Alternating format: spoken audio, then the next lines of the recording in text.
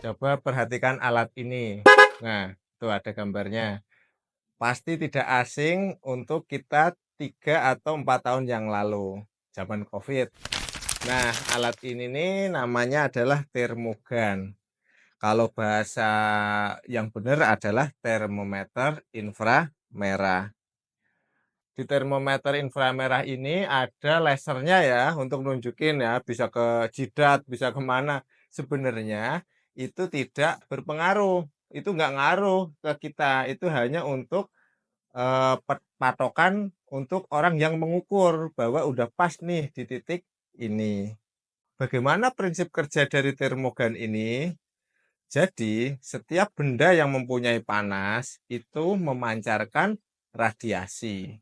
Menurut hukum Stefan Boltzmann, bahwa intensitas radiasi yang dipancarkan oleh benda yang mempunyai suhu itu seperti rumus ini, yaitu I, yaitu intensitas adalah emifisitas dikalikan tetapan Stefan Boltzmann dikalikan suhu pangkat 4. Di sini suhunya itu menggunakan satuan Kelvin. Nah, dari rumus ini atau hukum ini maka bisa kita putar, kita balik, maka akan menjadi atau suhu adalah akar pangkat 4 dari intensitas radiasi dibagi dengan emifisitas dan tetapan Stefan Boltzmann seperti ini. Dari sini kelihatan bahwa pancaran radiasi suatu benda maka bisa dikalkulasi menjadi suhu suatu benda. Maka termogan ini juga sama, dia akan menangkap pancaran radiasi suatu objek. Misalnya kita arahkan ke jidat seseorang. Dari situ, maka pancaran radiasinya itu, intensitas radiasinya bisa dihitung, dikalkulasi, maka keluarlah suhunya. Suhunya berapa derajat. Prinsip ini, yaitu prinsip dari termogan ini, itu hampir sama dengan satelit cuaca. Satelit cuaca yang kalau di Indonesia, satelit cuaca yang digunakan adalah satelit Himawari 9. Itu miliknya Jepang. Jadi satelit ini ketinggiannya itu di 35.800 km di atas permukaan bumi. Tinggi banget ya. Satelit ini termasuk satelit yang geostasioner, artinya dia itu ikut berputar ketika bumi berrotasi, sehingga ketika di patokannya adalah bumi, maka satelit ini posisinya adalah tetap di situ. Di satelit Himawari 9 ada kanal atau channel IR. IR itu artinya inframerah. Ya sama, satelit ini juga menangkap pancaran radiasi dari bumi. Radiasi dari bumi, maka bisa dikalkulasi menjadi suhu. Jadi di permukaan bumi itu yang dominan apa kalau dari satelit dari atas, yaitu awan. Awan itu berada di atmosfer. Bagian atmosfer yang ada awannya itu namanya troposfer. Di troposfer itu semakin tinggi suatu tempat atau suatu titik, maka suhunya akan semakin dingin.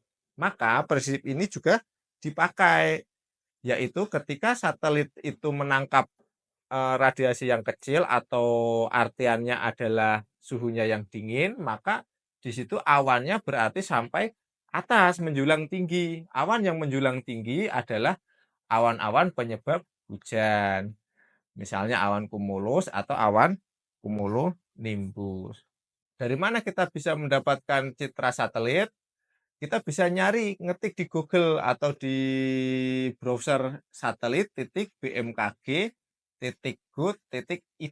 Nah, nanti di situ tampilannya adalah seperti ini. Kita klik yang channel IR. Nah, di situ ada di pojok kiri kiri atas itu ada keterangannya Himawari 9 dan ada tanggalnya. Satelit ini berarti tanggal 11 Mei 2025 jam 7.40 UTC. Kalau dibikin menjadi waktu Indonesia Barat, maka ditambahkan 7, artinya ini jam 14.40.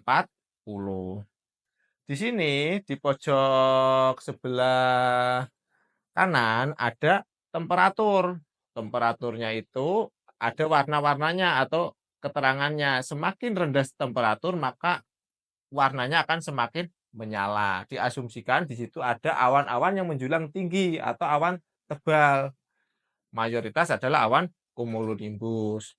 Di situ terlihat bahwa wilayah Kalimantan di pinggir-pinggirnya itu banyak awan cumulonimbus. Memang benar ketika pengambilan video ini dilakukan, keadaan di luar adalah mendung atau sekelilingnya ada hujan. Jadi, dari termogan yang bisa kita pegang, itu ternyata prinsipnya hampir sama dengan satelit cuaca yang melayang di udara. Bagaimana dengan temannya satelit, yaitu radar cuaca? Itu prinsipnya berbeda. Akan saya terangkan di video selanjutnya. Tetap putus asa dan jangan semangat. Adit, tolongin